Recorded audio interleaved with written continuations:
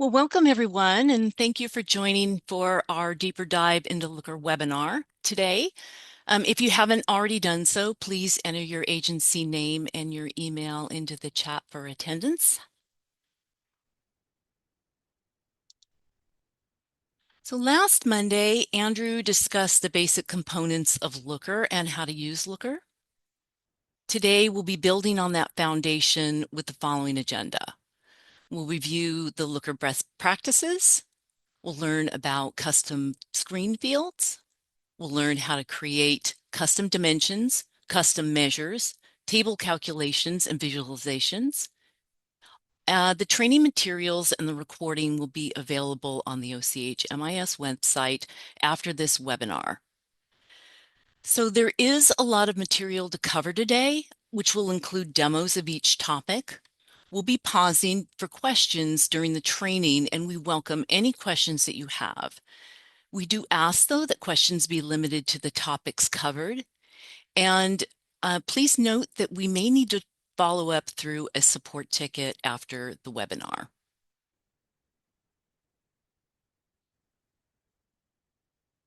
Okay, so first let's discuss Looker best practices. There are some important best practices for choosing a Looker model to use for your report. The HMIS performance model will meet almost all of your data analysis needs for reporting on client data. It requires clients to have a project enrollment during the time period you specify, and it's more or less based on the HUD data standards for data collection. We strongly suggest using this model for your reporting. So I'm bringing up the client model because many people are tempted to use it. This model includes deleted data. So if you have deleted an enrollment or a service in HMIS, this model will include that data. It's also very large and may be too large to effectively use in your looks. We strongly encourage caution with this model, and so only use it if there are fields that are not available in the HMIS performance model. When you need data about service items, use the services model. And then finally, when you're looking for project setup information, bed inventory, use the project descriptor model. So there are some best practices to keep in mind as you're creating looks. Keep looks simple and use available dimensions and measures as much as possible. Use table calculations as much as you want. Table calculations do not use system processing resources, and they don't degenerate the performance of the look. Don't use more than 30 fields in your look. Any more than that is not supported.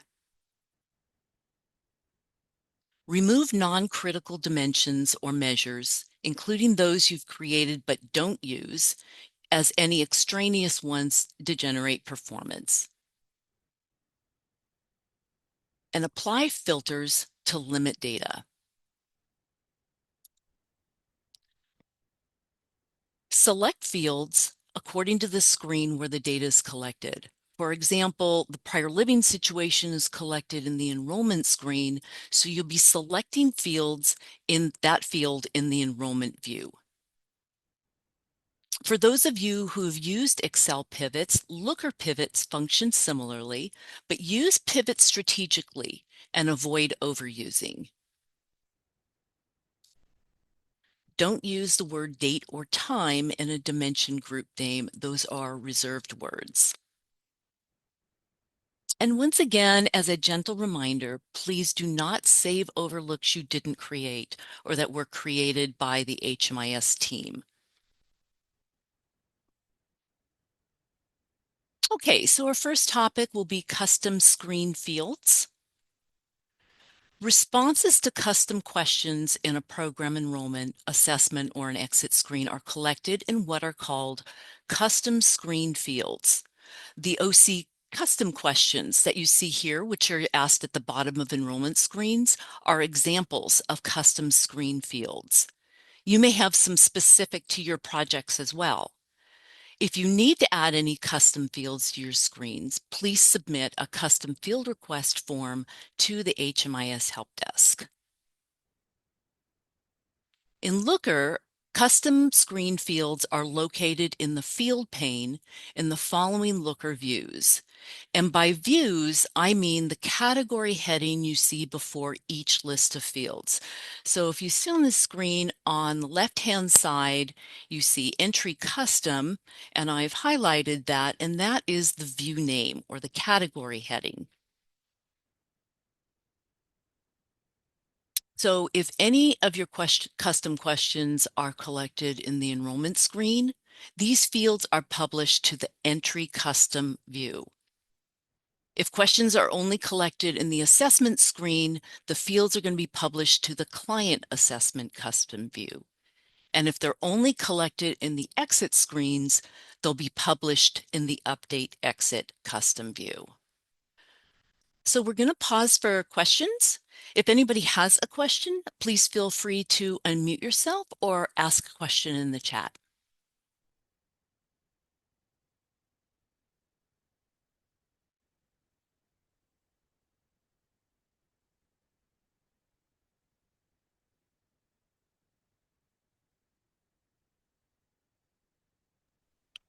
Hi there, may I come off mute to ask a question? Of course. Hi, Allison. Hi. Thank you, by the way, for putting together this training. I was curious in terms of saving looks. Do we as agencies now have the ability to create a look and then save it ourselves? And or second question would be, can we modify any existing look? So the answer to your first question is you will be able to save looks, um, and more information will be sent out about that.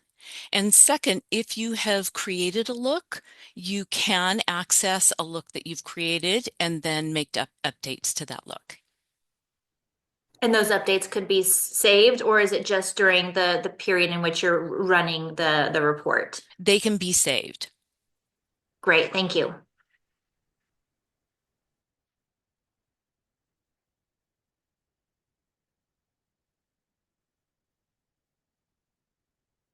Okay, I'm not seeing any other questions, so we'll go ahead and go on. So next we'll be talking about custom data elements that you can create in your looks. So first is the custom dimension. Using custom dimensions allow you to create ad hoc fields for your reports. You may create dimensions of several different data types.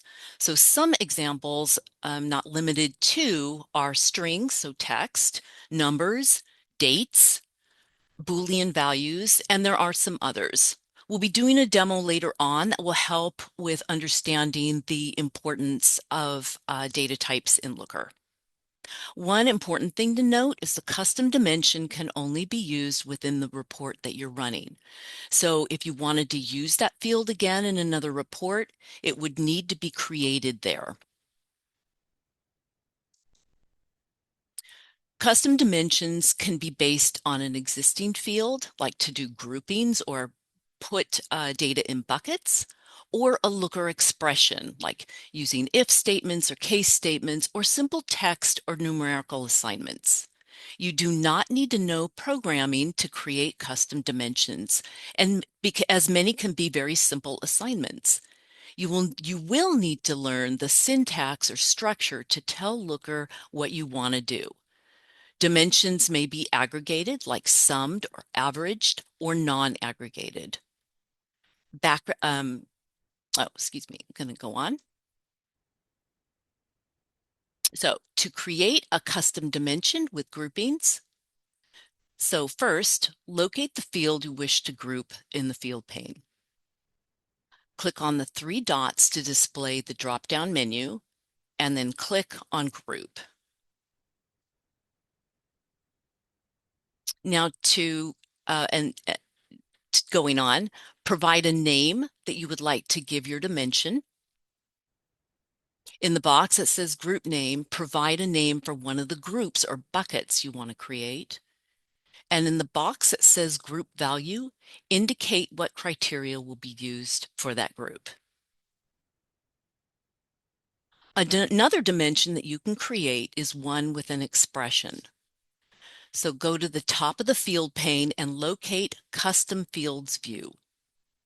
Click on the plus Add button next to Custom Fields to reveal a drop-down menu and click Custom Dimension. Provide a name that you'd like to give your dimension. And then in the box, it says expression, provide a looker expression. So notice the guidance Looker provides at the right of the box. Use this to help you create your looks with the correct syntax. I'll give you an example when we jump into the demo. But before we do, to catch everyone up in case there are those who didn't attend the Intro to Looker class, I wanted to show the report that Andrew had created, which we will be building upon. So this report displays demographic information for PH projects in the Springfield agency. It has a lot of information, but maybe we wish to look into this data a little more deeply. We're interested in determining how many clients have disabilities in one of our projects, and we also want to know the age range of those clients. So now we're going to jump into a demo. Bear with me while I switch screens.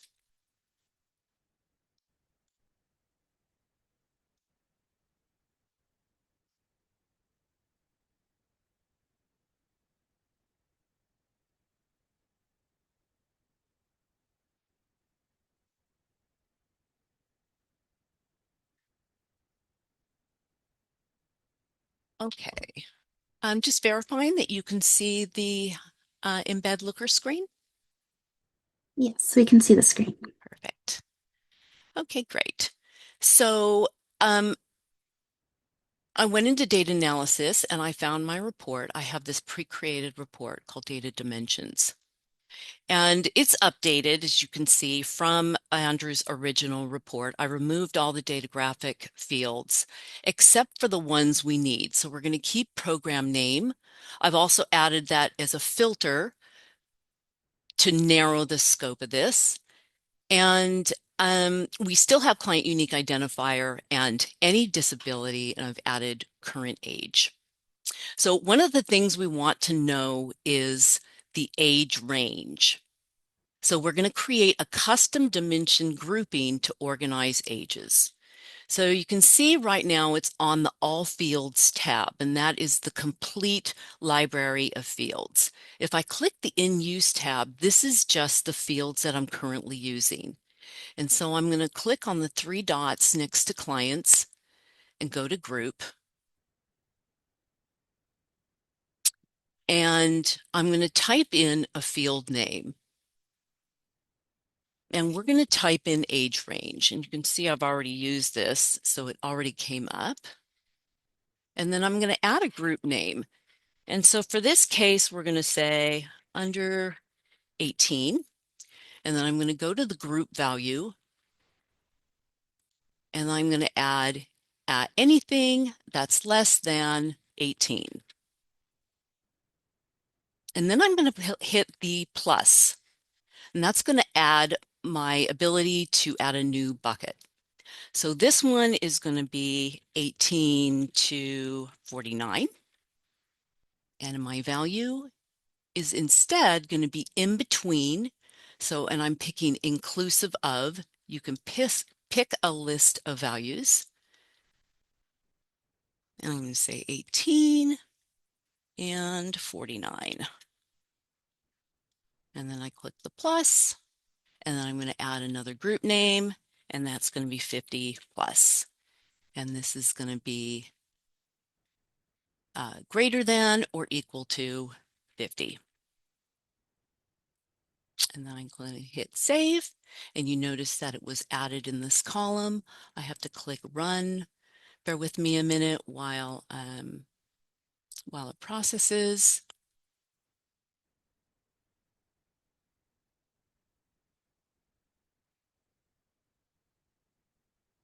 And you can create any number of custom dimensions as you want. They do use resources, so we do ask that you limit those, the custom ones, use the already created dimensions.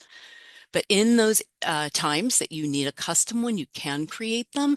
And what I typically do for troubleshooting is keep the existing field that I created the dimension on to make sure that this is correct. So I've got age 12 and that client is under 18. I've got 37 and they're between 18 and 49. So just to verify the data that you have here.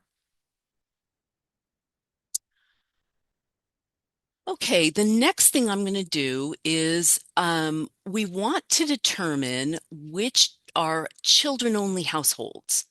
So we're going to be creating a custom dimension with an expression. And so to do that, I'm going to click on the All Fields. I'm going to click Add, Custom Dimension. And then I'm going to put in a name, and this is going to be child-only household. And I'm going to start my expression. And so you may begin typing a field that you want to find. So I'm going to type, because I have age range, I'm going to type the word age. And you can see my element, my field, comes right up. I'm going to make sure I delete that. Okay, so here is the field. And I'm going to say I want an age range equal to under 18. That's one of my buckets. And there's another criteria that is used in determining child-only households, and that is they need to be the head of household. So I'm going to put another statement in here. I'm going to say and then I'm going to search for head of household. And there it is. So I've got head of household. Make sure it's the correct one. So I look over here and it is coming from the entry screen. And head of household is equal to yes, but I've got an error. And this is where Looker comes in to help you with your syntax. So what this is telling me is that this is not the same data type as my response. And it's telling me where it is, so it underlines it for me. If I click on this field, I see that this is a yes or no field, but I've given it a string response. So I'm going to delete this to correct it. I'm going to give it a yes, no. So I'm just going to say yes, and that gets rid of the error. And so I'm going to click save and run.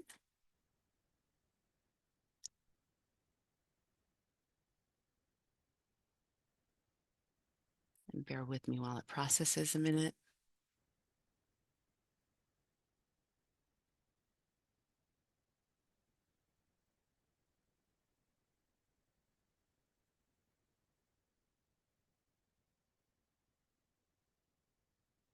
Unfortunately, Looker may take a bit of time, so there is a bit of patience needed when you're running these reports.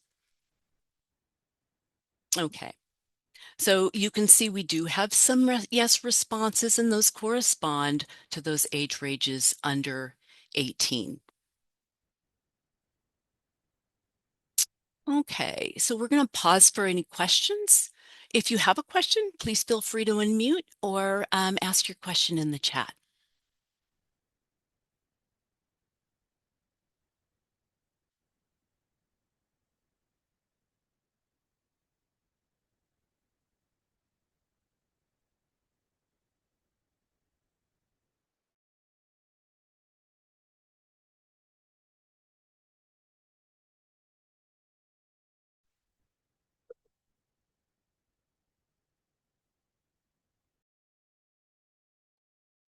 Okay, I don't see any questions, so we're going to jump back into the Heather, we just had a question oh, in the chat. Is there a KB article on Looker syntax? thank you for that question, William. There is a whole library of Looker resources on syntax and fields that we can provide after the webinar. And it is also possible to create some basic syntax within a KB as well. So thank you for that suggestion. Sorry, I have another question. Sure. So for what if we want to try to find like the increases in someone's income? So for example, they come in enrollment, they make like $20 a month from like recyclables. However, during a status update or annual assessment, they get an increase because they find SSI. Um, and then so how do we are we able to get a demonstration of how we can see an increase in income in Looker, or that's not possible? Oh, well, thank you so much for your question, Brian. That does involve a few more topics outside of this webinar. And so what I'd like to do is I'll reach out and follow up with you to provide a demonstration of that. Okay, thank you so much, Heather. Thank you. Okay. Okay, and I see another question. This is from Allison, and it is, can you post those resources to your website in addition to distributing via email after the meeting? And yes, we can do that. And then Christine asked, I am most interested in how to run project level performance, specifically those that are included in quarterly data report published online, and also the performance measures that that are part of the COC NOFO rankings. Perhaps there's a preset setup report that covers this. Christine, there are some preset reports. If you go into the report library, there, you can find many of reports that have that information also in our data analysis section under the Orange County reports. We also have included reports there. And if you want, please submit a ticket and reach out to us, and we can provide you the list of reports that you need. We have another question. Can we run reports in Looker that track when kids age out of a specific range over the period we run in the project? And thank you, Madison, for that question. And yes, we can. Again, I'd like to, because this is a project specific question, I would really like to follow up with you after this webinar and provide that information for you. But thank you for your question.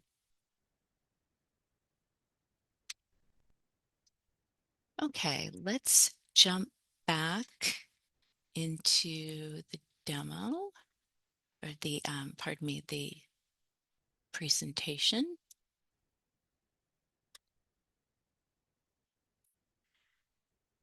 And just verifying, can you see my screen? The custom measures? Uh, yes, Heather, we can see your screen. It's not currently full screen yet. Oh, thank you for reminding me. Okay. Okay, so next we're going to be introducing custom measures. Custom measures are an aggregation of one or more existing dimensions, such as a distinct count or average. You can create a custom measure based on an existing dimension. Like the custom dimension, the custom measure can only be used within the report that you're running. So again, if you need to use this custom measure in another report, it'll need to be recreated in the other report. So to create a custom dimension, you go to Custom Fields, click on the plus Add button to reveal the drop-down menu, and then click Custom Measure. Provide a name that you'd like to give your measure. In the box that says Field to Measure, provide a measure criteria. So we're going to jump into a demo to show what that looks like. Bear with me. I'm going to stop sharing and jump over to my screen.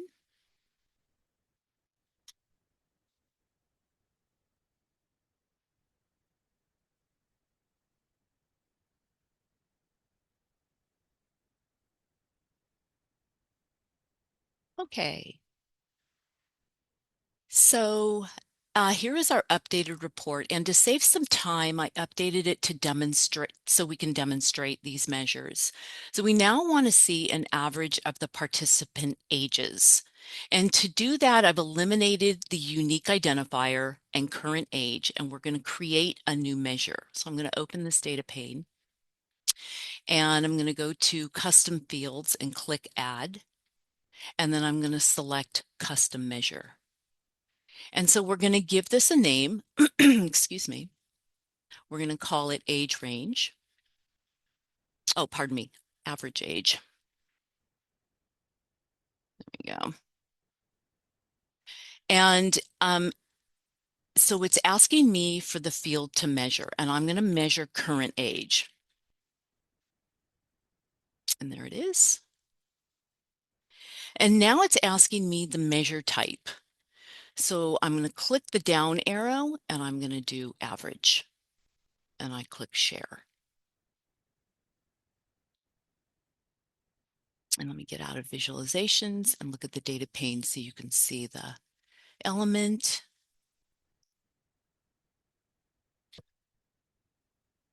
Just bear with me while it processes.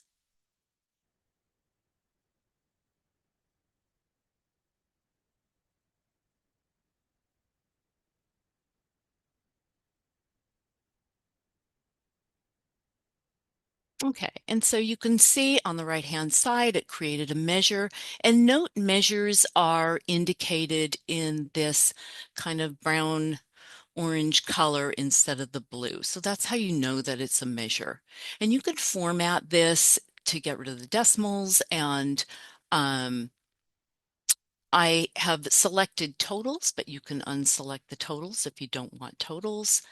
And so I'm going to pause again and see if anybody has any questions about measures.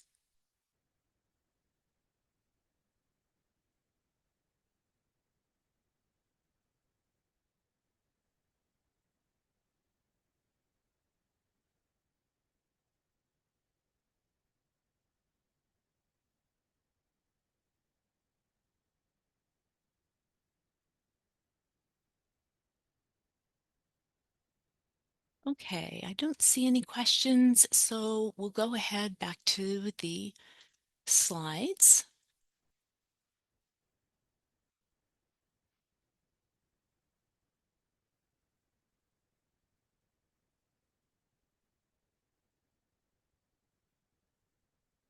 Let me jump into full screen. Okay, so next we're going to go to table calculations. Table calculations calculate values based upon any custom or predefined numerical fields. So calculations are performed only on fields already existing in your look. So if they don't exist in your data pane, you can't perform a table calculation on it. Like the other custom elements, table calculations can only be used within the report that you're running. So to create a table calculation, you go to Custom Fields, click on the Add button to reveal the dropdown, and click the table calculation. Provide a name you'd like to give your table calculation, and then in the calculation box, Looker provides several calculations to choose. You can click the down arrow in the calculation box to see the different types. So you can see you can create a custom expression, you can create a percent of row, percent of column. These are all the predefined table calculations that you can do. Okay, we're going to jump into another demo. I'm going to stop shares. Please bear with me as I do this.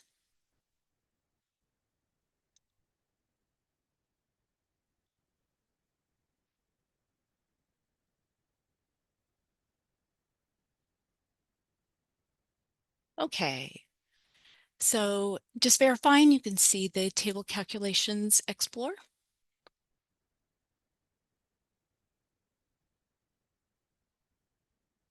Okay. So to show table calculations, I've removed the average age measure that we just created. But in order to do table calculations, we need a new measurement on the report. And we're going to use the count of enrollments. I wanted to show you where this was because this is a commonly used predefined measure. So enrollment count is in the enrollment view. So I'm going to scroll down. And measures, predefined measures, are always located at the bottom of the list of fields. So first you have the dimensions and then you have the list of measures. So I'm going to click on count. And then we're going to make the report a little bit more readable. And I'm going to pivot any disability field. And to do that, I click on the wheel and I click on pivot. And what this is going to do is create columns of yes and no responses um, in the terms of an enrollment count. So these are going to create counts of responses for any disability with respect to age range.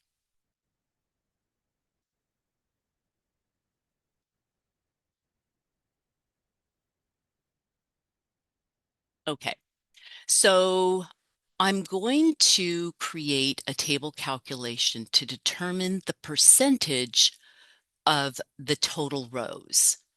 So navigate to, I'm going to go back up to custom fields. I'm going to click on add and table calculation. And then I'm going to type in a name, and that's going to be percent of age range. And then instead of the custom expression, I'm going to click on percent of row.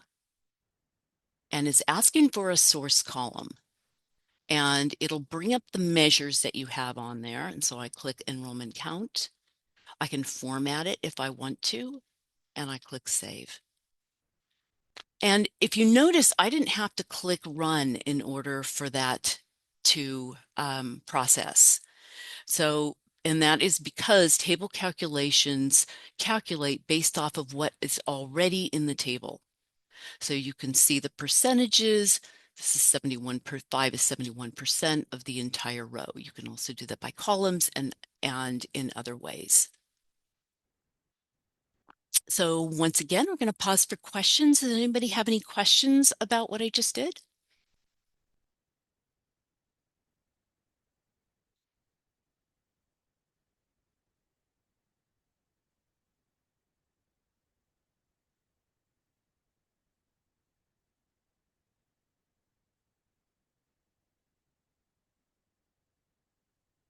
Okay, I don't see any other questions. So we're going to go back to the presentation.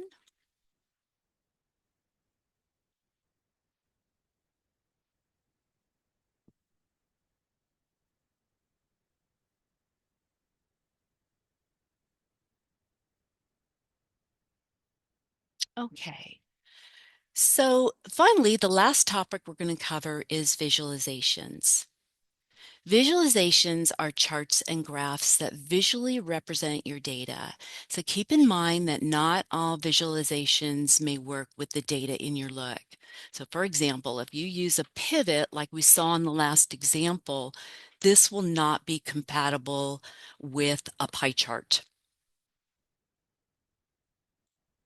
To create a visualization, click on the visualization pane and then select the visualization from the selection on the black bar.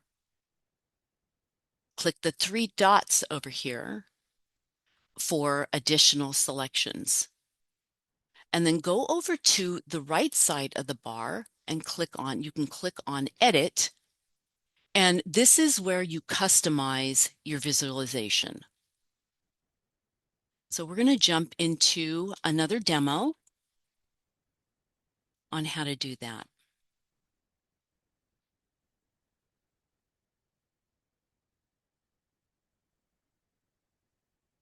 Bear with me while I get over there.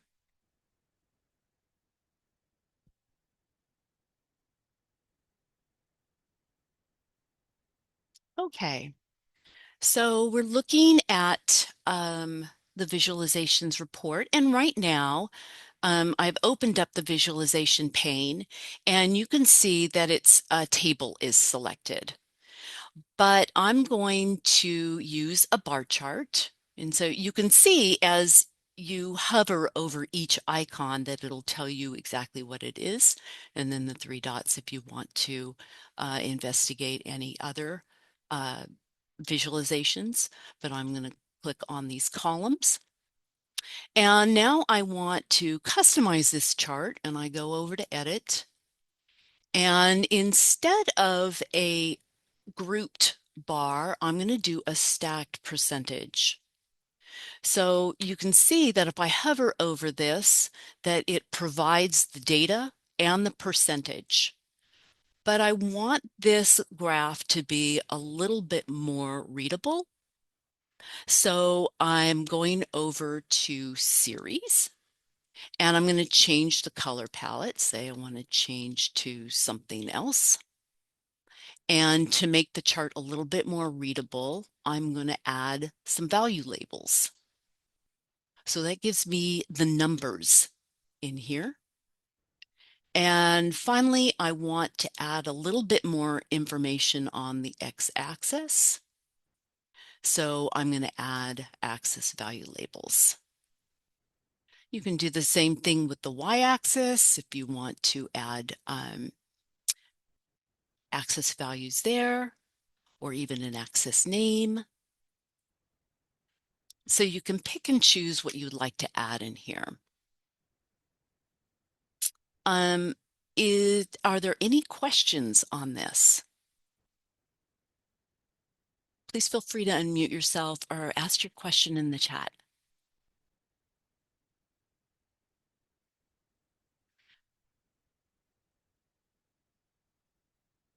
So the question is there a way to turn off the visualization dropdown?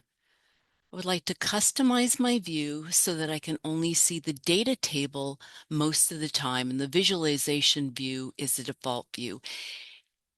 Thank you so much for your question. Yeah, when you first get into Looker, it is the default view, and the only way to eliminate that is by clicking on the pane. So all you're going to see is the data view. Is that what you're asking? Did I answer your question?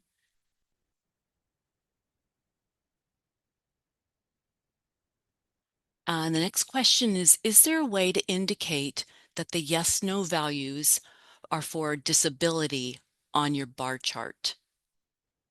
So you're going over here, and yes, so I can go over to the axis, and I'm going to show the axis name, and that's my age range. You would want, because it's going to show what's in here. Let me see. You know what? William, let me follow up with you on that. I may have to look around a little bit more on this visualization, but yeah, we did enrollment. Thank you for that suggestion. That was enrollments, and so that's going to give you this. But yeah, let me look around a little bit and I'll follow up with you.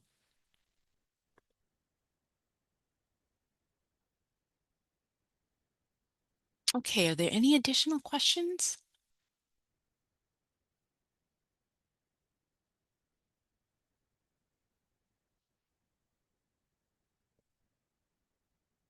Okay, I'm going to go back over to our slide deck.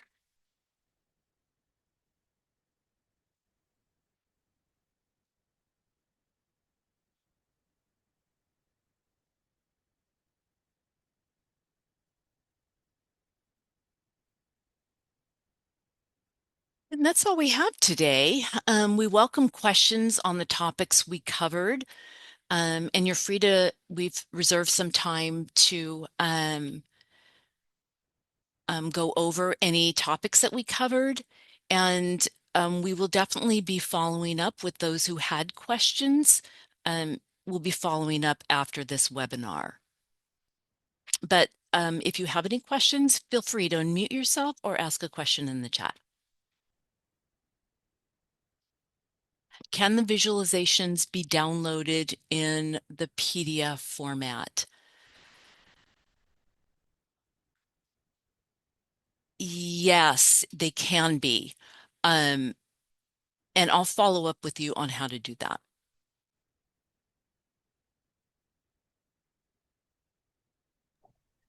Heather, is there an opportunity to go through like some real world scenarios on types of data that we typically run and kind of where we're getting stuck in Looker to see if you can help us work through it?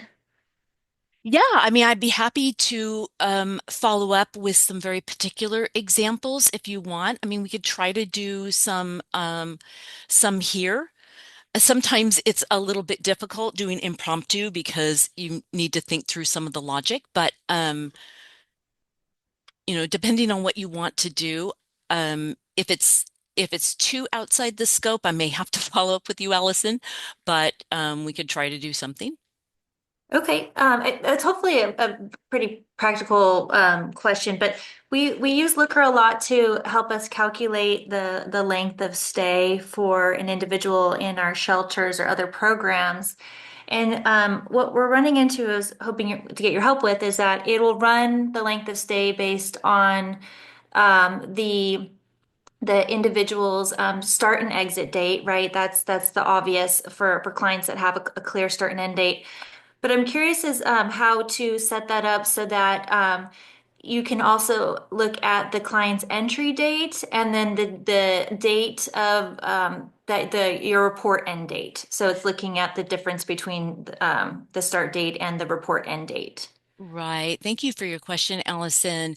That is going to require a custom dimension because you're right. Let me jump into Looker real quickly and we can review what the average length of stay is.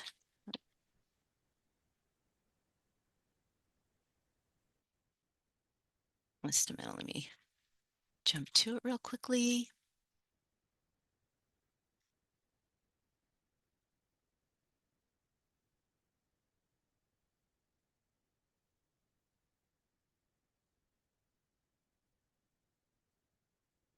Okay, I think it's enrollments. Hold on a second. Bear with me a minute while I take a look at.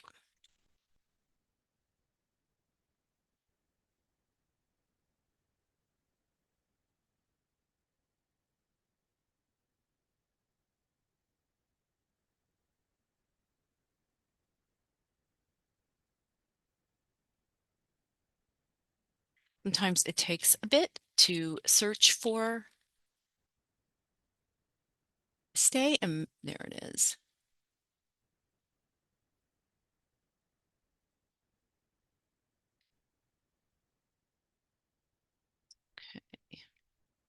Let me see if I can't find the custom measure that is used.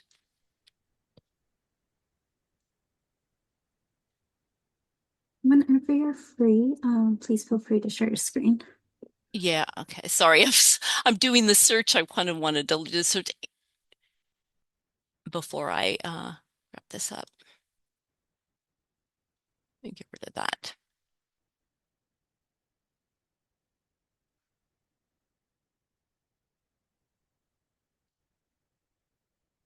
Okay, we'll use this one. So I'm going to share my screen real quickly. So forgive me for taking so long. So I went down to the measures, and this is one of the ones that you can use, and this is the average days in projects. And if you click on the information tab, you can see that it'll tell you what it's calculating on. And Allison, if I hear you, you want it to calculate on either the enrollment on the reporting period or some other time. And for that, you're going to have to create a custom field, a custom dimension. And you know what? I'm going to follow up with you on that exact calculation it sounds like you need to use that calculation quite a bit. We do have that available in some of our reports as well. So I would strongly recommend looking at some of the canned reports that already provide that. But but I'm happy to follow up with you on the average length of stay that we use, the calculation for that. Great, thanks, Heather. I'll start by looking at some of the canned reports, and I'll put in a ticket then if that doesn't resolve the concern. Thank you. Okay.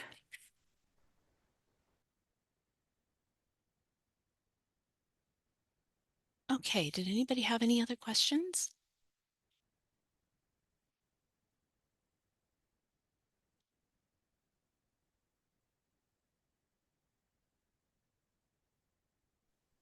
Yes, and I apologize if this was covered in the previous training. I wasn't able to attend that one, but is there a time frame for when we can expect to get the ability to save these looks? So thank you for that question. There will be a follow-up information on that. I believe, Elizabeth, please correct me if I'm wrong, but something will be sent out on Friday. And we'll be providing the additional information for that, Sam.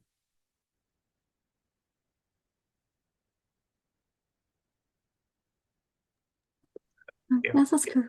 Yes, that's correct, Heather. We'll be sending a recap with additional information about next steps and requesting in-bed liquor access.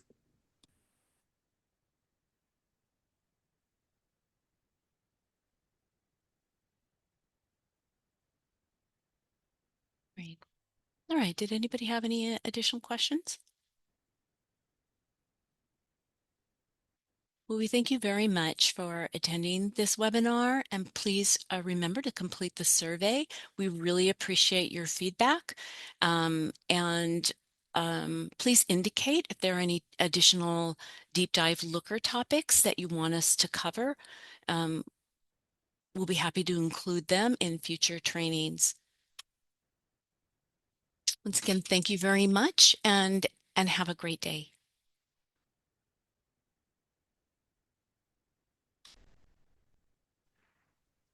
Thank you.